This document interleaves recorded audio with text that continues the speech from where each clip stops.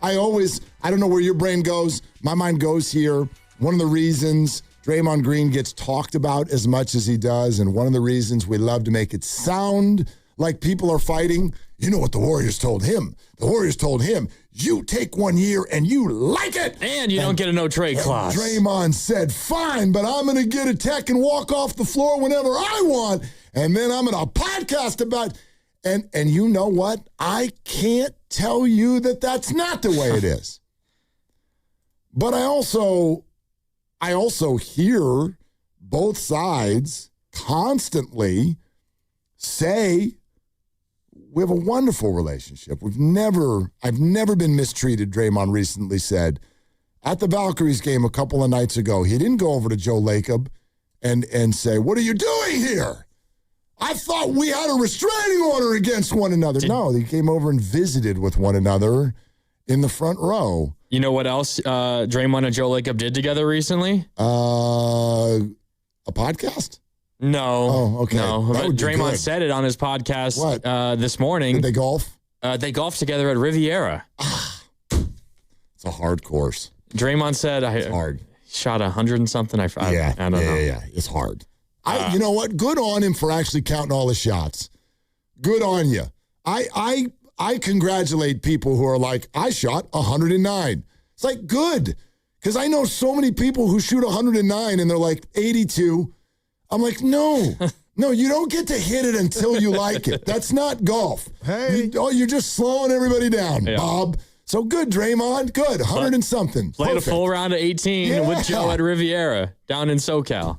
And then went to a Valkyries game together as Joe's guest specifically. Who paid? I'm sure Joe did. I bet no one. Well, is actually the answer. Joe has an in. Yeah. He's a member everywhere. He has an in.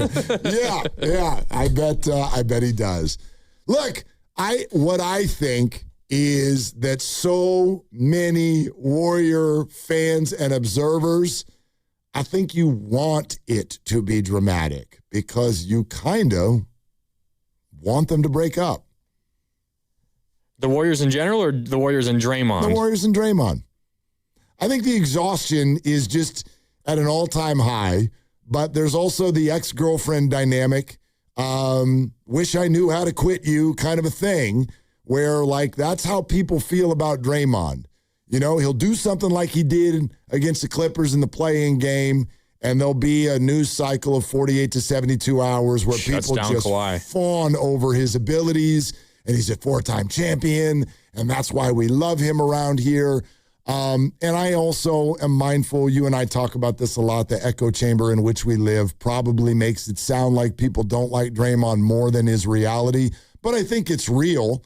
I do think it's real. I think there is just such a high level of, we've been watching you for a decade and a half, you've taken us through a lot of weird journeys, and for every ring, there's a controversy, maybe two, and we're tired. And we've arrived at a point where we can no longer wrap our heads around the controversy because it doesn't come with it the chance at a championship. Mm-hmm. So just, can you guys be done? And the Warriors and Draymond both keep going, no. Well, and so we process it as if they're fighting in the background because I think a lot of you want that to be the case. That's my read. But again, I can't tell people that they're wrong. Maybe they do throw clipboards off the wall in negotiations. The days of Draymond, besides this year, when this year is over, the days of Draymond making $20 million a year are over. Like, for sure. Like the reason why he got the contract last time that he did was because the Warriors were coming off of a championship, and Draymond Green maybe didn't have his best finals performance, but was a very key part of that championship team. You have young players who you think are going to develop into good players. You thought you had chances to win more championships. So you're going to keep Draymond around, and you're going to give him the amount of money it takes to keep him around and to make him feel respected and wanted as a piece of the pie still. But now the team won 37 games last year. They're essentially running it back. The only difference is Yaxel instead of Kuminga, and Jimmy Butler and Moses Moody are hurt to begin the year instead of to end the year. So things aren't looking great. So when the time comes to answer the question of Draymond's future beyond this year, it's, all right, Draymond, will you take $8 million a year or whatever the number turns out to be? Like the days of Draymond being highly paid are over after this season. And to me, that's like Rafi Devers and Bryce Eldridge and who plays first base. It's a problem, but it's a question for a different day. And if I'm Draymond, I'm not offended by that.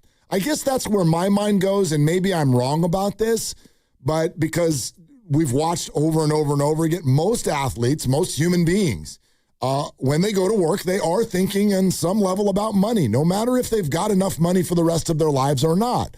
Now, we do suddenly in the NBA, last couple of years, we're getting some interesting stories of big-time players who are not all about squeezing every dollar out of their team. Jalen Brunson took less. LeBron's about to play on a minimum.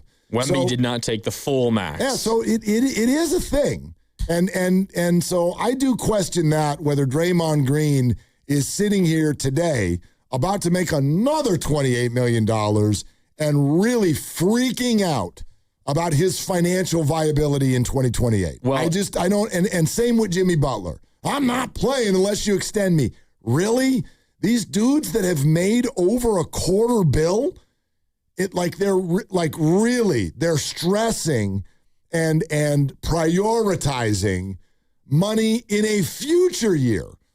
Both of them will be paid a combined $80 some odd million that they haven't even been given yet. And that's on top of what they've already made. And they're going to act this year solely based on yet another contract? Well, if you ask Draymond, he'll tell you he's already taken less over the years. Yes, he did say that. He said that multiple times. He said it again on the podcast that came out this morning. He's kind of not wrong. Committed to winning. He's not, his whole point, and it kind of went viral recently because he was on, I think it was Jeff Teague's podcast from a couple of years ago when Brunson originally signed the contract for less so that they could trade for Mikal Bridges and acquire Karl Anthony Towns and sign Josh Hart and all those things. Draymond essentially said the star shouldn't be taking the discounts. Like Steph hasn't taken a discount. He said, I've taken the discount, me being Draymond. I'm pretending I'm Draymond here for a second. I took the discount. Josh Hart, you should be the guy taking the discount, not Jalen Brunson. Was essentially his whole point and all that, and he got Josh Hart all mad at him, and he tried to explain it away on his podcast today. But Draymond will 1,000% say he has, over the course of his career, taken way, way, way less than he otherwise would have in a different situation. I mean, he's probably not wrong. Like, through this whole thing, Steph, Clay, Draymond, nobody ever talked about Draymond being a max player. But he was... Steph's been the highest paid player in the league for what, like a decade now? And Klay Thompson got a max deal in a hospital. But Draymond Green, as vital, right? Oh, absolutely. So, like, he's probably not wrong. Some might say more vital than Klay. This is one thing I've always wondered about the way we look at Draymond. Like, I think when you have a personality like he does and the resume that he does, we sort of translate that to mean you are out of control and lack self-awareness. I've always felt Draymond Green has a lot more self-awareness than we give him credit for. And I get why we don't give him credit for that, because he's a hothead. And that doesn't usually equate with self-awareness. But I do think Draymond Green is often aware of the situation. And therefore, whether that is, if you want to call it taking less, some people think it was too much, at least some of the contracts he's signed, and maybe even loop that into now. That'd be my bet, and I might be wrong, but I bet that Draymond Green right now is not sitting here going, I cannot believe that the Warriors didn't give me another year. I would think he'd be thinking, you know what? We worked together on this. They gave me my year back. That was a prearranged agreement. We won 37 games last year, and I'm on the other side of 35. Why would they commit to me now?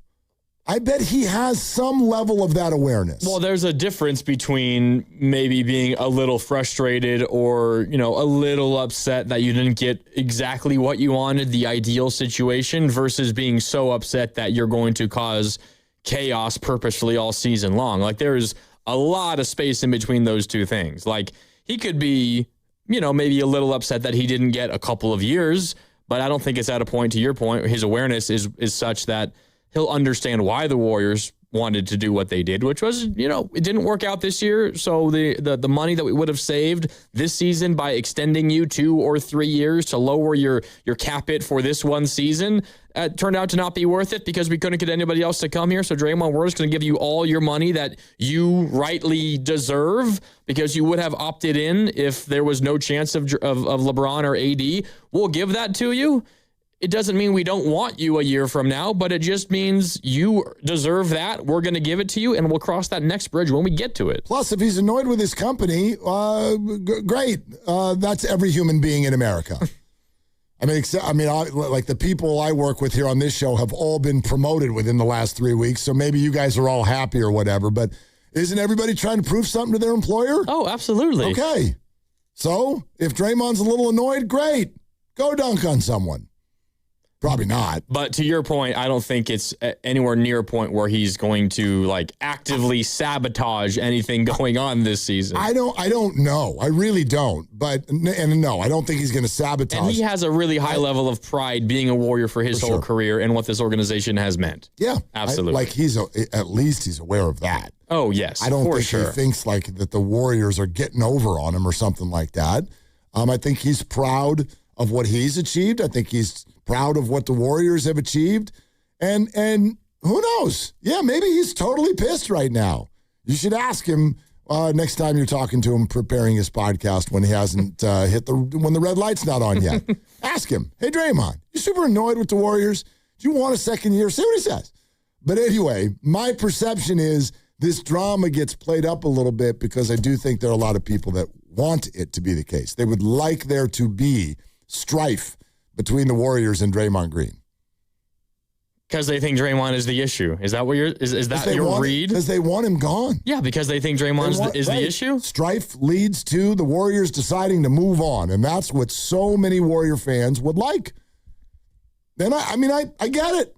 I get it. I'm not personally activated by it right now because there isn't a championship on the other side of any move. Draymond did publicly announce that Steve Kerr came to him and said, it's getting awfully hard to support you publicly. Oh, I'm sure they fight. I'm sure they fight. It is a fascinating relationship, isn't it? He's a fascinating guy. It's a fascinating team. So we got to keep fighting. Yeah, and they will. It's hard to support you. And that's why you get promoted. That's what you do.